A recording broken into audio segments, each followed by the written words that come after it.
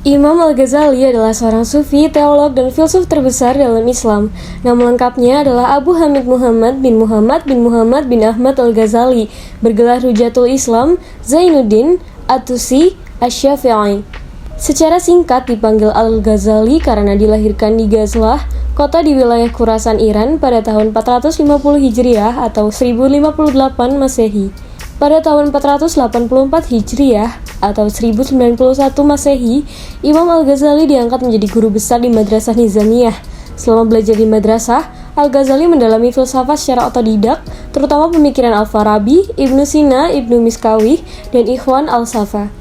Penguasaannya terhadap filsafat terbukti dalam karyanya seperti Al-Maqasid, Falsafah Tuhaful Al-Falasiyah. Al-Ghazali merupakan orang yang pertama yang mendalami filsafat dan sanggup mengkritiknya. Hal ini belum pernah dilakukan filosof lain sebelumnya. Menurut Al-Ghazali, para filosof memiliki banyak kesalahan dalam lapangan ketuhanan atau metafisika. Mereka tidak bisa melakukan penelitian pada ranah ketuhanan sebagaimana yang mereka terapkan terhadap tataran lapangan logika, sehingga menyebabkan banyak kesalahan yang ketika dikonfirmasikan dengan pemahaman agama sangat bertentangan. Hal itu membawa kepada hal-hal yang bertentangan dengan agama, bahkan ingin menyingkirkan pengaruh agama, sehingga terangkum sebuah kesimpulan bahwa nilai-nilai filsafatlah yang tertinggi. Suatu ketika ada seseorang yang menanyakan kepada Imam Al-Ghazali mengenai konsep manusia menurutnya. Apakah menurutmu konsep manusia itu berbeda dengan konsep ajaran Islam? Menurut saya, konsep manusia tidak berbeda dengan konsep ajaran Islam, karena saya mendasarkan semuanya kepada Al-Quran dan Al-Sunnah. Jadi begini, manusia tersusun dari unsur-unsur jasmani dan rohani, sejalan dengan firman Allah dalam Al-Quran surat Al-Sad ayat 71-72, dan hakikat manusia adalah jiwanya atau rohaninya. Unsur rohanilah yang membedakan manusia dengan makhluk-makhluk Allah lainnya. Oleh karena itu, dibebankanlah kepada manusia amanah atau al-taklif dan diberikan pula kebebasan dan tanggung jawab memiliki serta memelihara nilai-nilai ilahiyah. Menurut Al-Ghazali, aspek rohaniyah manusia meliputi al-qalbu, al-ruh, al-nafs, dan al-aql. Keempat aspek inilah yang menjadi motor penggerak dalam diri manusia. Yang pertama, al-qalbu, mempunyai dua pengertian. Pengertian pertama adalah hati jasmani atau al-qalbal jasmani atau daging sanubari atau alam al-sanubari, yaitu daging khusus yang berbentuk jantung pisang yang terletak di dalam rongga dada sebelah kiri dan berisi darah hitam kental.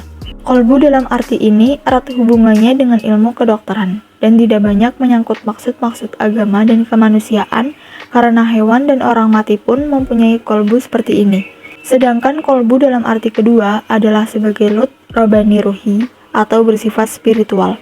Al-qalbu merupakan alat untuk mengetahui hakikat sesuatu. Al-akil.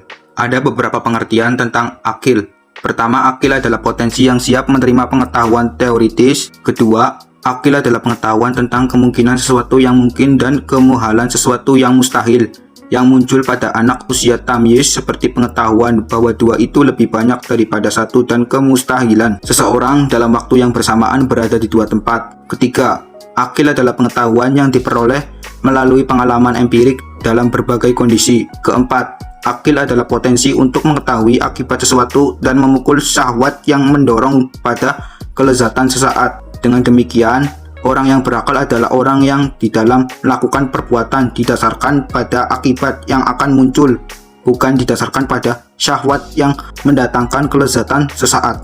An-nafs.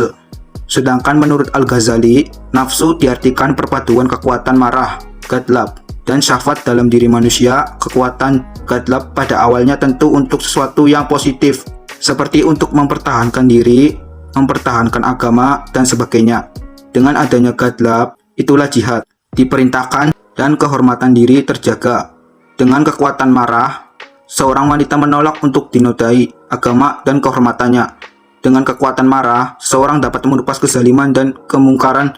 Namun ketika ghadab tidak terkendali, maka yang terjadi adalah kehancuran dan akhlak tercela. Suatu saat Al-Ghazali menjelaskan tentang penggolongan ilmu menurutnya.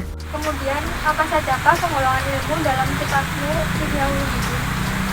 Yang pertama adalah ilmu syariah, ilmu yang berasal dari para nabi dan rasul, dan tidak diperoleh melalui perantaraan akal seperti berhitung atau melalui perkembangan seperti kedokteran atau juga melalui pendengaran seperti bahasa. Semua ilmu syariah merupakan ilmu terpuji yang dapat memberikan kebaikan bagi yang mempelajarinya. Yang kedua adalah ilmu bukan syariah, yaitu semua ilmu yang di luar pengertian ilmu syariah. Al-Ghazali menilai bahwa ilmu harus diletakkan kembali pada tempatnya.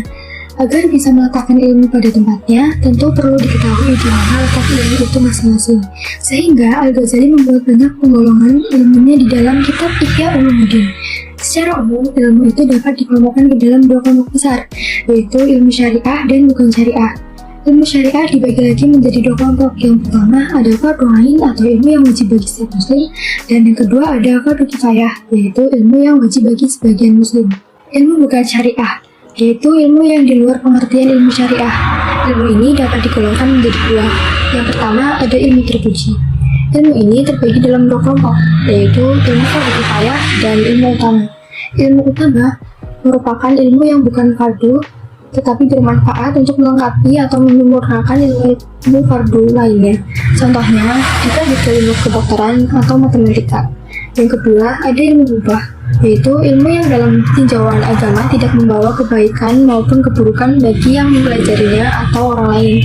Contoh ilmu puisi atau ilmu sejarah. Tercela, yaitu ilmu yang membawa keburukan bagi yang mempelajarinya atau orang lain.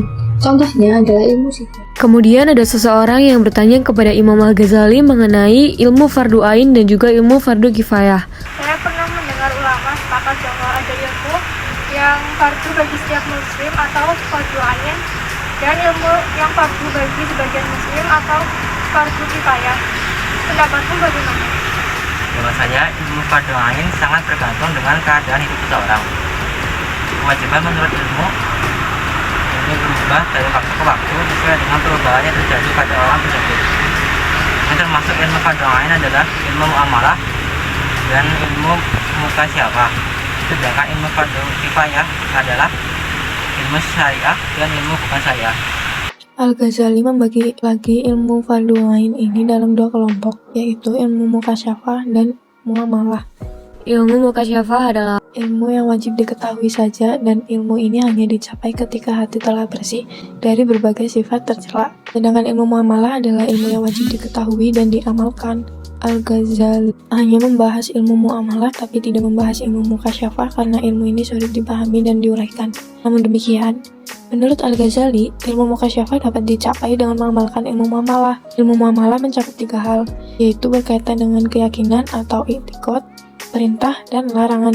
Termasuk juga dalam ilmu fardu ain, menurut Al-Ghazali adalah mengetahui hal-hal membinasakan, yaitu keadaan-keadaan hati yang tercela seperti sombong, ujub, riya, dengki, dan lain-lain. Seorang manusia tidak akan luput dari cobaan keadaan hati seperti ini, dan menghilangkan sifat-sifat ini merupakan suatu fardu ain. Jika ia jatuh ke dalam keadaan ini, maka ia akan mendapat dosa. Oleh karena itu, ia harus mengetahui hal-hal yang terkait dengan sifat-sifat tercela ini. Begitulah konsep manusia dan juga penggolongan ilmu menurut Imam Al-Ghazali. Sekian, semoga bermanfaat.